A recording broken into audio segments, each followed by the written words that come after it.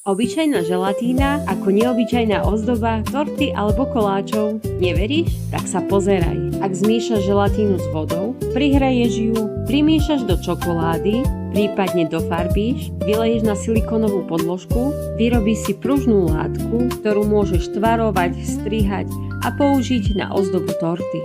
A dá sa aj zaujímavo dofarbiť. Taktiež môžeš želatínu prihriať v dochutenej tekutine alebo ju aj dofarbiť. Ja som pridala aj sušené kvety, vyliala na silikónovú podložku a vykrojila ozdobné kruhy. Týmto zdobením určite váš dezert zaujme. Ak chceš výraznú chuť, siahni po ovocnom pyré. Zmiešaj so želatínou, nalej do formy a zamraz, vyber a ozdob napríklad takú tartaletku. A čo taká postavička na tortu? Zmiešaj želatínu so sálkom, pridaj farbu a nechaj zatuhnúť.